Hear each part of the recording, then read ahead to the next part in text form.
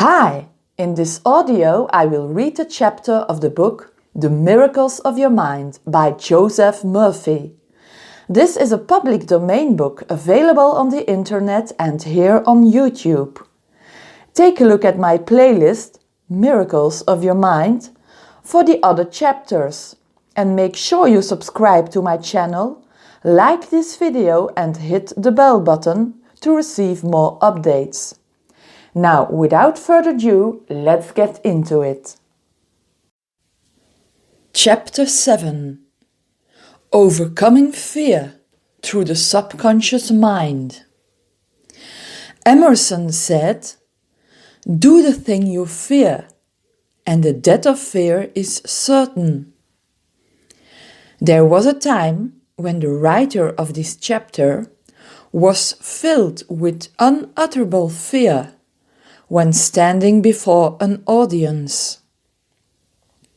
The way I overcame it was to stand before the audience, do the thing I was afraid to do, and the death of fear was certain. When you affirm positively that you are going to master your fears and come to a definite decision in your conscious mind that you are going to overcome, you release the power of the subconscious, which flows in response to the nature of your thought. One of our students told me that he was invited to speak at a banquet. He said he was panic-stricken at the thought of speaking before 1,000 people. He overcame the fear this way.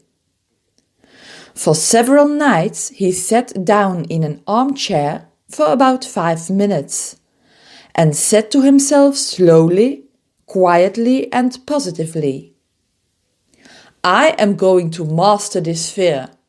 I am overcoming it now. I speak with poise and confidence. I am relaxed and at ease." He operated a definite law of mind and overcame his fear. The subconscious mind is amenable to suggestion and controlled by suggestion. When you still your mind and relax, the thoughts of your conscious mind sink down into the subconscious through a process similar to osmosis, whereby fluids separated by a porous membrane intermingle. As these positive seeds or thoughts sink into the subconscious area, they grow after their kind, and you become poised, serene, and calm. A young lady was invited to an audition. She had been looking forward to the interview. However, on 3 previous occasions, she failed miserably due to stage fright. Here is the very simple technique which I gave her. Remember, this young lady had a very good voice, but she was certain when the time came for her sing that she would be seized with stage fright. The subconscious mind takes your fears as a request, proceeds to manifest them, and bring them into your experience. On 3 previous auditions, she sang wrong notes and finally broke down. The cause, as previously outlined, was an involuntary autosuggestion. In example, a silent fear, thought emotionalized and subjectified. She overcame it by the following technique. 3 times a day she isolated herself in a room. She sat down comfortably in an armchair, relaxed her body and closed her eyes.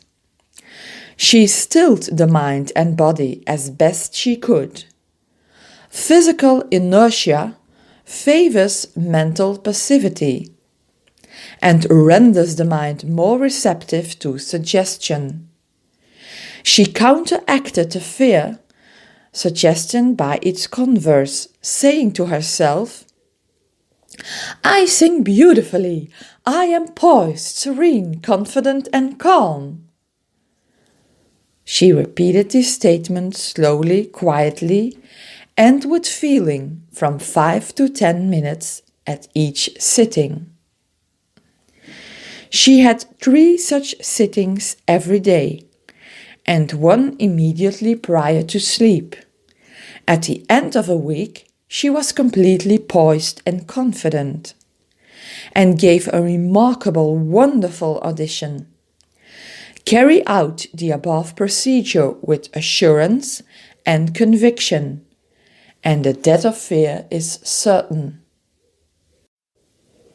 Occasionally, young men from the local university come to see me, and also school teachers who seem to suffer from suggestive amnesia at examinations. The complaint is always the same. I know the answers after the examination is over, but I can't remember the answers during the examination. The idea which realizes itself is the one to which we invariably give concentrated attention. I find that each one is obsessed with the idea of failure. Fear is behind the temporary amnesia and is the cause of the whole experience. One young medical student was the most brilliant in his class, yet he found himself failing to answer simple questions at the time of written or oral examinations. I explained to him that the reason was he had been worrying and fearful for several days previous to the examination. These constant negative thoughts became charged with fear. Thoughts enveloped in the powerful emotion of fear are realized in the subconscious. In other words, this young man was requesting his subconscious mind to see to it that he failed, and that is exactly what it did. On the day of the examination, he found himself stricken with what is called in psychological circles suggestive amnesia. A French psychologist named Boudin said, "What we have to work for in overcoming fear is education of the imagination." Here is how the young man overcame his fear. He learned that his subconscious mind was the storehouse of memory and had a perfect record of all he had heard and read during his medical training.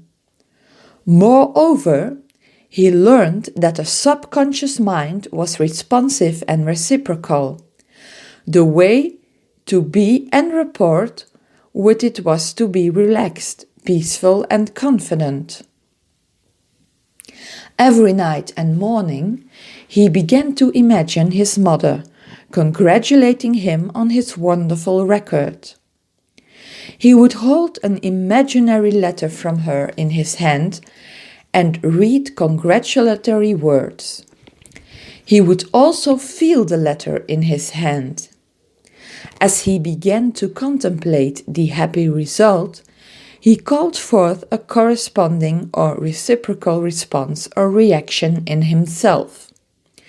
The all-wise and omnipotent power of the subconscious took over, dictated and directed his conscious mind accordingly. He imagined the end. When he imagined and felt the end, he willed the means to the realization of the end. Following this procedure, he had no trouble passing subsequent examinations. In other words, the subjective wisdom took over, compelling him to give an excellent account of himself. The law of the subconscious mind is compulsion. There are many people who are afraid to go in an elevator, climb mountains, or even swim in the water. It may well be that the individual had unpleasant experiences in the water in his youth, such as having been thrown forcibly into the water without being able to swim. I had an experience when I was about 10 years of age. I fell accidentally into a pool and went down 3 times. I can still remember the dark water engulfing my head and my gasping for air until another boy pulled me out at the last moment. This experience sank into my subconscious mind for years. I feared the water. An elderly psychologist said to me, "Go down to the swimming pool, look at the water and say out loud in strong tones, 'I am going to master you.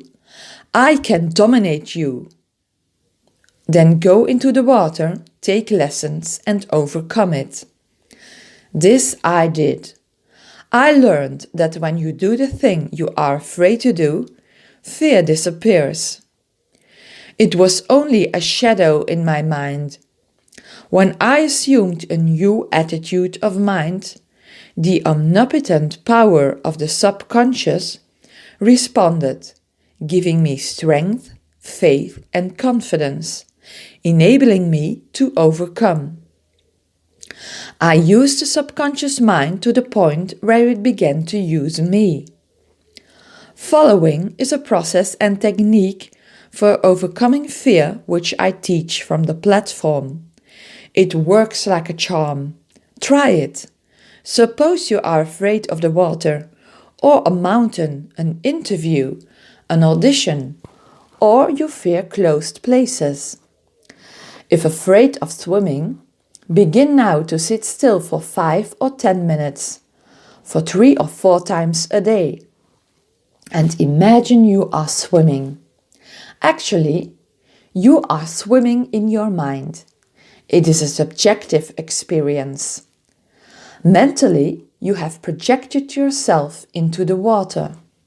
You feel the chill of the water and the movement of your arms and legs. It is all real, vivid, and a joyous activity of the mind.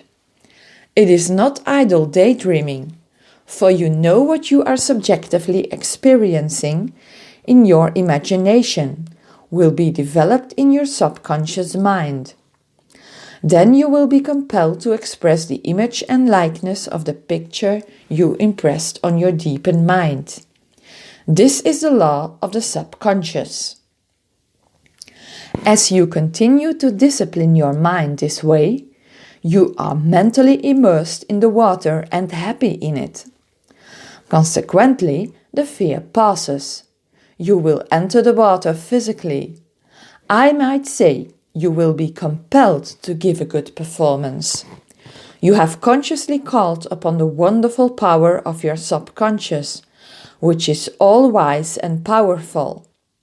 This power controls you and governs you according to the nature of your call or request. This is a wonderful thing to know and a marvelous thing to do. The president of a large organization told me that when he was a salesman, he used to walk around the block 5 or 6 times before he called on a customer.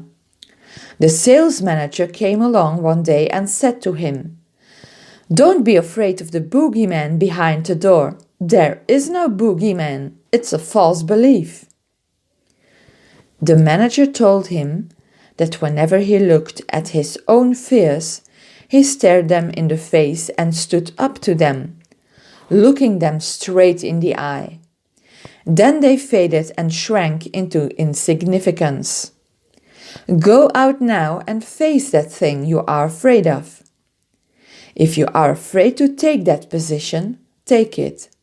Say to yourself, "I can accomplish. I will succeed. You will find a corresponding emotion or feeling generated by your subconscious. You will induce the mood or feeling of confidence, faith in yourself, and the joy of accomplishment. Fear is a thought in your mind, but confidence is a far more powerful thought. It fills your mind with a positive, constructive feeling and drives fear out. A chaplain told me of one of his experiences in the Second World War. He had to parachute from a damaged plane and land in a jungle. He said he was frightened, but he knew there were two kinds of fear: normal and abnormal. Normal fear is good. It is the law of self-preservation.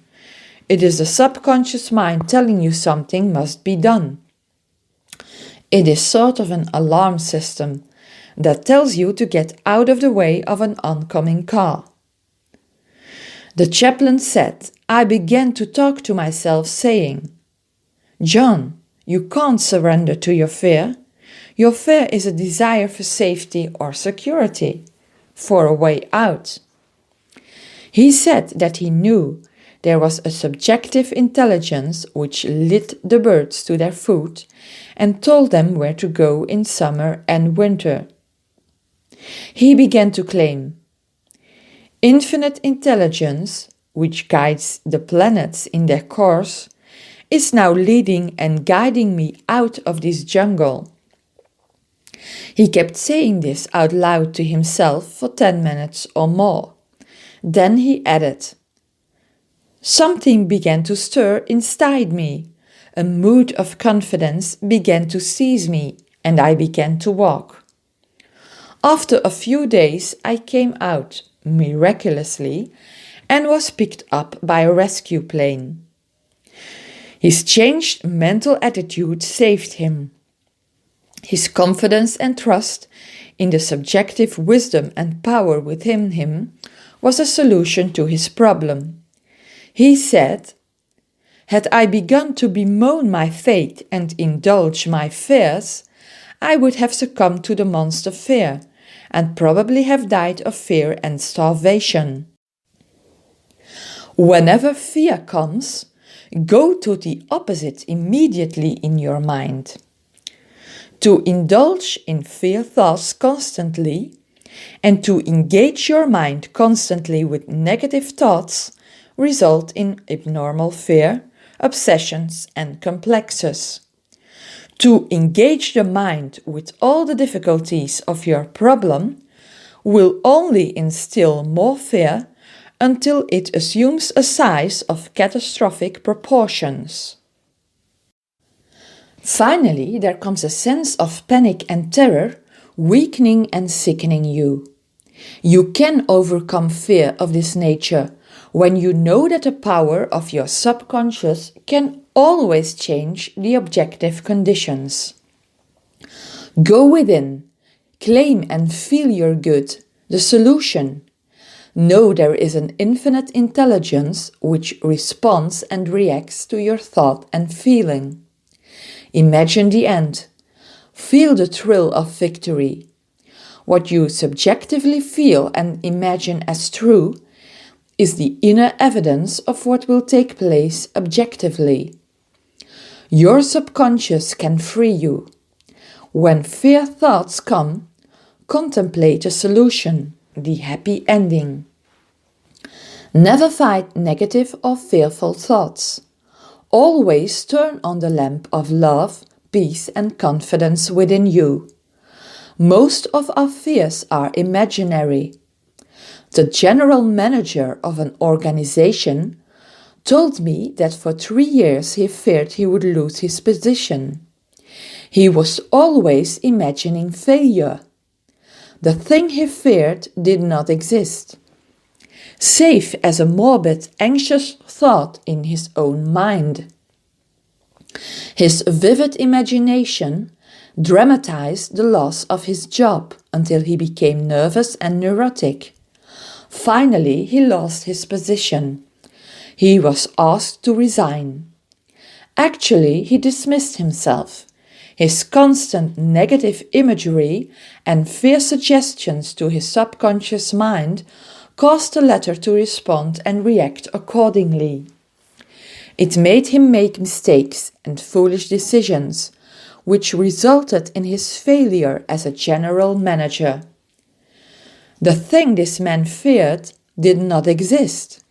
His dismissal would never have happened had he immediately moved to the opposite in his mind. No thought or concept, constructive or negative, can ever manifest, except we emotionalize such concepts. The thoughts, concepts, and ideas have to penetrate the subconscious before they can affect us for good or evil. If you look back in your life, you will agree with the writer that most of our fears, worries, and anxieties never came to pass. The reason for this was that you did not retain them long enough. Likewise, you did not charge them with a deep emotion. The general secret of banishing fear is to constantly fill your mind with constructive and positive thoughts. Fill the mind with thoughts of love, peace, and harmony. Give attention to your goal, ideal, the positives, the thing you wish to experience in life. As you do this, an inner invisible movement of your subconscious will take place, changing your world into the likeness of your inner imagery and contemplation.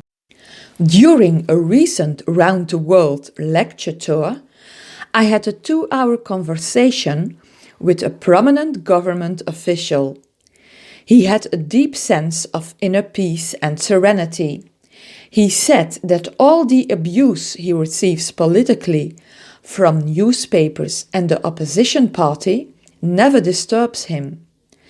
His practice is to sit still for 15 minutes in the morning and realize that in the center of himself is a deep, still ocean of peace.